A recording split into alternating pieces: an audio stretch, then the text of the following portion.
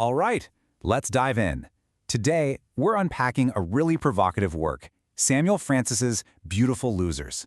It's a collection of essays from way back in 1993, and yet it's still considered one of the sharpest, most blistering critiques of American conservatism ever put to paper. Let's see why. Right out of the gate, Francis drops this absolute bombshell. Imagine this. It's the early 90s, a time when many on the right felt like they were on top of the world. And here comes Francis declaring the entire movement essentially extinct. Not just defeated, extinct. So how on earth could he make a claim like that? Well, that's exactly what we're going to explore.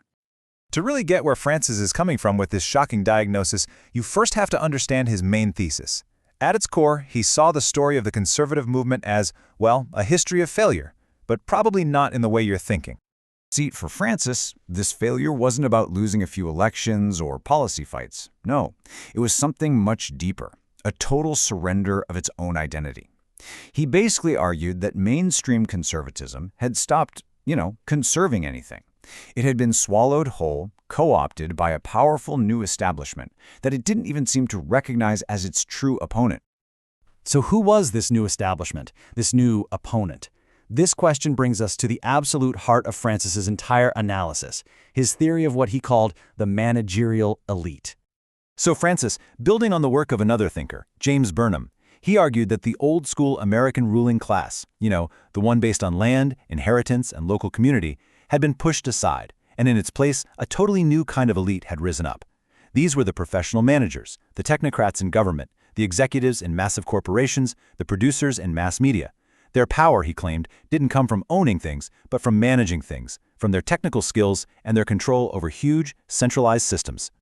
And this table right here really gets at the culture clash that Francis saw as the central conflict in America. It's like these two groups are running on completely different operating systems. On one side, you have the managerial elite and their cosmopolitan ethic, a worldview that's globalist, urban, and pretty secular. And that, he said, was in a head-on collision with the domestic ethic of Middle America, a worldview that's all about local community, family, faith, and the nation itself. This clash of worldviews wasn't just some domestic squabble. Francis argued you could see it playing out in a huge way in American foreign policy. Francis believed that this globalist ethic of the elite led to a specific kind of foreign policy he labeled millenarianism. And that's just a fancy word for this almost religious mission to go out and remake the entire world in America's own image. And what's so fascinating is that he pointed out that even a conservative hero like Ronald Reagan used this kind of language, this city on a hill idea, which Francis saw as totally disconnected from actual, concrete American interests. And boy, was he skeptical of this whole mission. He was writing this stuff in 1989, right before the Soviet Union fell apart, and he was basically warning everyone to pump the brakes. He said this whole push to export democracy could actually backfire, that it might just unleash chaos, ethnic wars, and maybe even lead to situations that were worse for American interests. For him, this was a foreign policy designed by and for the elite, not for the average American. Okay, so if the establishment conservatives were the beautiful losers of his book's title, who did Francis think could actually win? Well, this brings us to the force that he was putting his chips on, a populist rebellion. He had a name for them, Middle American Radicals, or MARS for short. This was his term for the millions of working and middle-class folks who felt completely left behind and, frankly, alienated by the managerial elite's culture. He said these people weren't really interested in the fancy, abstract debates of mainstream conservatism. No, they were worried about their jobs, their communities, their culture, all the things they felt were under attack. And this quote, it just perfectly captures the kind of politics he imagined for this group. It wasn't about being a polite opposition or playing by the established rules. It was about raw power. It was about going from being the passive anvil, just taking hit after hit from the elite, to becoming the hammer that gets to reshape the country. Now we're going to get into one of the book's most challenging arguments. It's about how ideology itself can be used as a weapon. Francis really wants us to stop and question something we take for granted. We tend to think of equality as this noble goal, right? It's about lifting people up.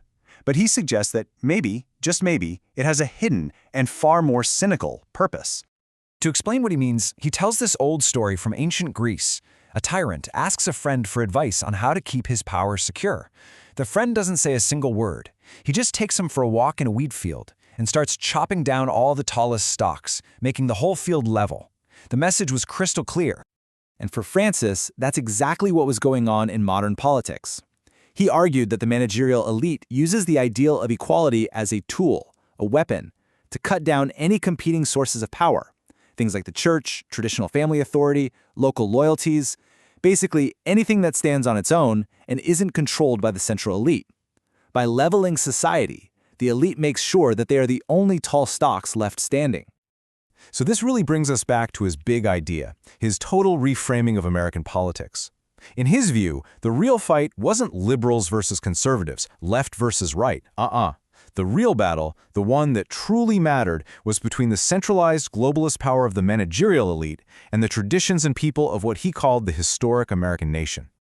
And that leaves us with this final question.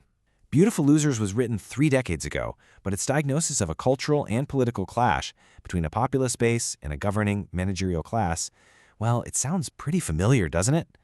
So is what we're seeing in politics today something totally new?